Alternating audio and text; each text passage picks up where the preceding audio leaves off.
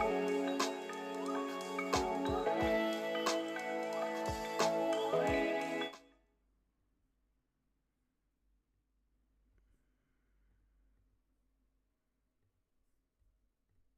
right, there we go. Hey, welcome in everybody to my video streaming series about doing in-home elderly care. This could be for a loved one, could be for a friend, could be for whoever. Like I say, you're probably going to find yourself in a situation where it is a loved one, an aging parent, or in my case, an aging grandparent. My grandmother, Ruth C. Kenton, that I use as a case study to go through these videos as I discuss what it is like and what you are facing if you decide to care for an elderly individual in the house. Or, again, doesn't have to be an elderly individual, somebody that just has a condition that is leading them to a place where you've got to care for them and it's got to be done in home. And if you watched any of these videos, you know that we take an item or an element or a concept or just whatever I've got created for that week, and we go through it and we look at the idea, the problem, the principle, whatever it might be from a particular angle, or usually that angle is my angle, right, through the lens of my experience doing this kind of work. Today's broadcast will be about, let me see if I can get my slides up here. Boom. Standing up for yourself, okay?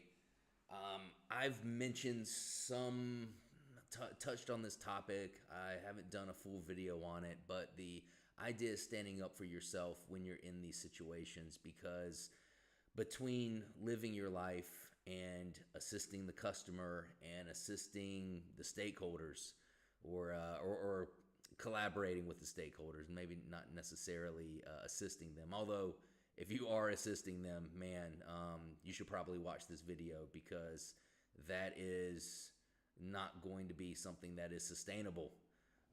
Caring for the customer and running your life is enough. Okay, that is what Ruth would call a plenty. Okay, and one of the things that we want to do as you go through this process or be cognizant of is, dealing with burnout or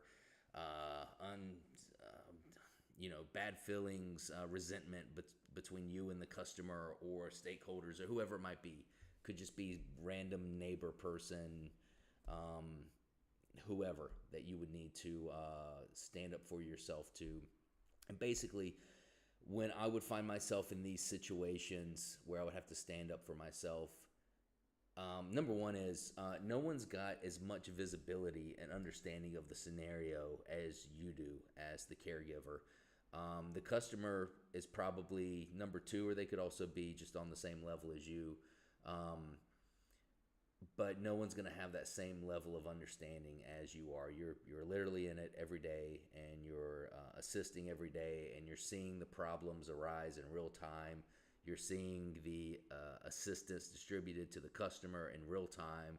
You are going to be the first one to develop and adopt the procedures, the systems, and processes that are going to be needed to be implemented for the customer so that they can get the best level of care possible. And again, remember, all of this that we discuss is always in the spirit of giving the customer the best level of care possible for their needs and their quality of life, however much time that is going to be.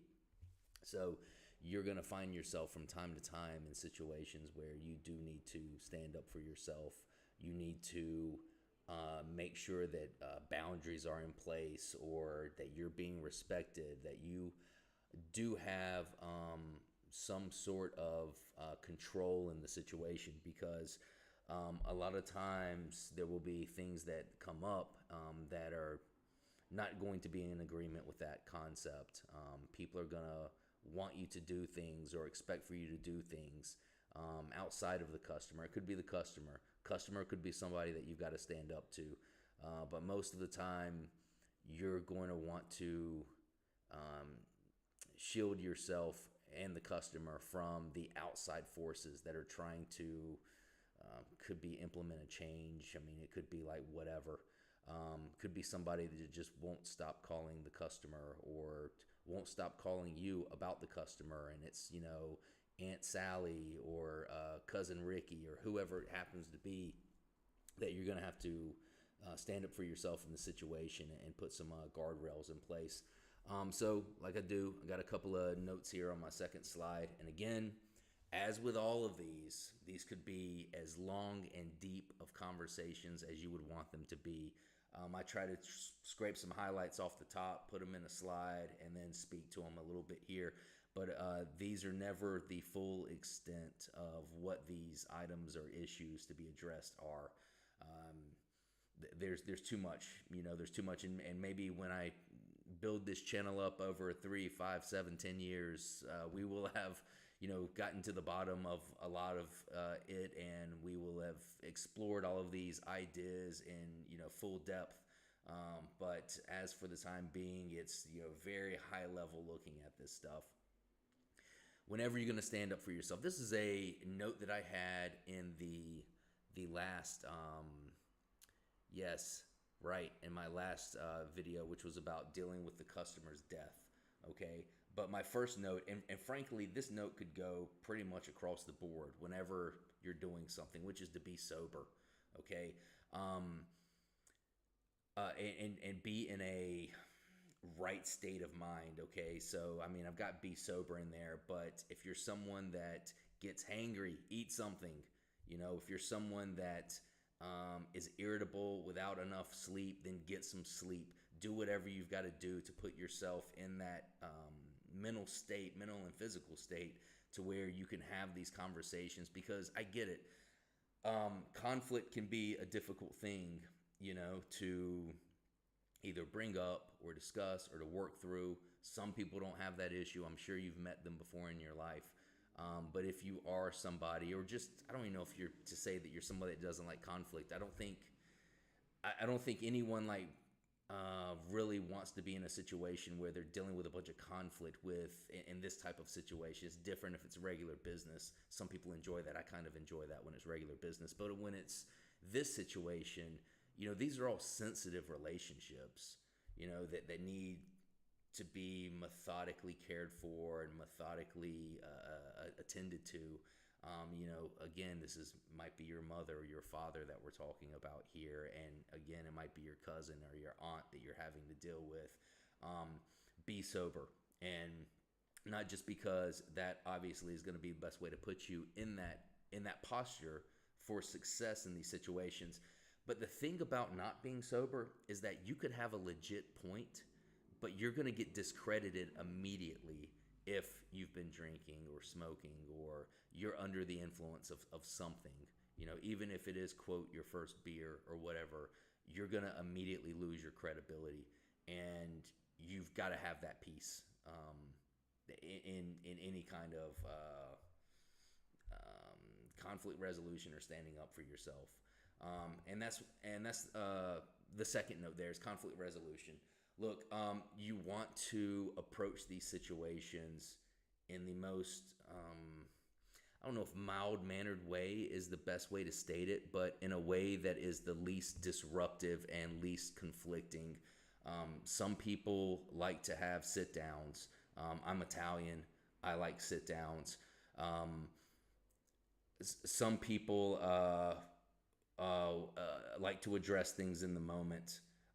Which is probably the best, is to address something in the moment. But if you're not addressing things in the moment, and there are now like a series of items, or it's one particular behavior or whatever that needs to be addressed, and there's been several instances of it, okay, then maybe a sit down or having some sort of formal structure to discussing it would be best.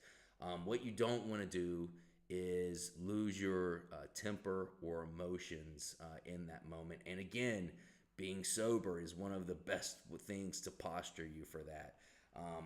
You might be someone who struggles to keep emotions in check in heated moments, or just in moments of anxiety and stress, which these kind of conversations can be. You're going to deal with, and this is another general thing about doing this type of work when it's these relationships that are so close to you. Anxiety and stress and like these uncomfortable feelings or things that are just going to naturally matriculate due to the nature of it and the nature of the relationships. Okay, so the first thing is to figure out whatever your process or plan is going to be to address it. Make sure that you definitely address it. Not addressing is only going to make things worse. And then do it in a way where it is the least impactful to that individual, to yourself, and obviously the customer. Okay? Hold people accountable is the next thing that I've got listed.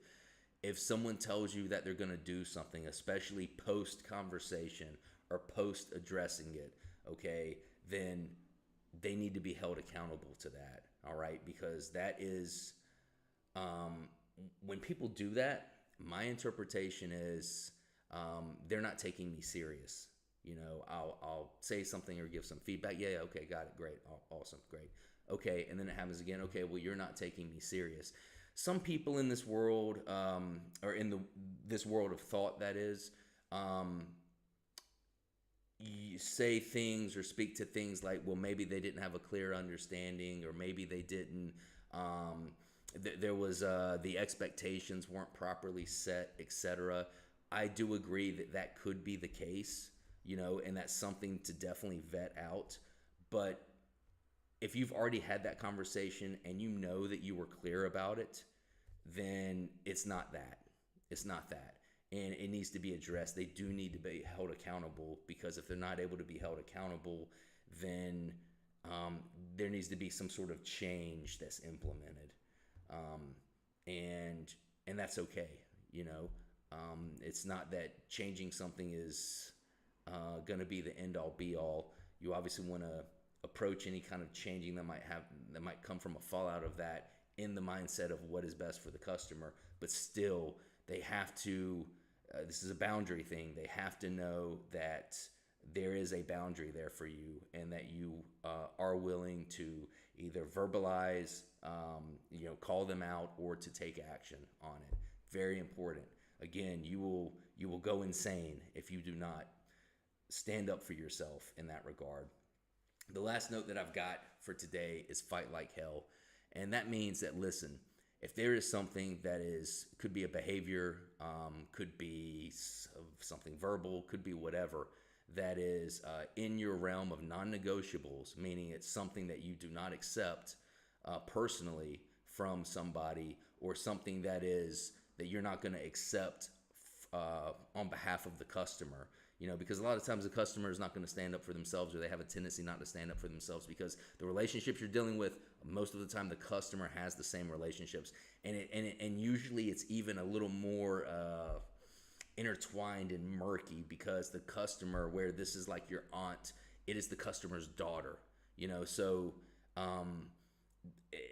in my experience, as a general rule, again, not in every situation, but my experience as a general rule is that when adults or parents get older, the amount of influence and control seems to increase with their children, or what the parents allow the children to do or get away with, or whatever. If there is something that comes up that is in that category, you stick to your guns and you fight like hell, and you don't let anyone back you off from that. And you be willing to do whatever needs to be done in order to put that into place. And if that means you separating from the situation, that's what it means. If there's something that you need to take a stand on it, take a stand on it, because it will be, I'm trying to think of a stronger word to use than worse, but it will be so much worse for you and the customer if you do not take that stand. And you won't be able to look at yourself in the mirror, and you probably won't be able to get any sleep either. We've all had moments like that where something happens and you are in a moment of betrayal or anger, or someone breaks your heart, right? And you can't get it off your mind. You do not want to have that mind state. It will throw everything off. So be willing to fight like hell. Okay? So those are just some quick tips and notes about standing up for yourself, doing in-home elderly care. My last slide, as I always throw up here, is if you've got questions about this, Mario at thealphaitalian.com. Give me your name and your location. I'd like to collect questions and bring them on here and discuss them. Yeah. All right. Thank you for watching. I will catch you next time.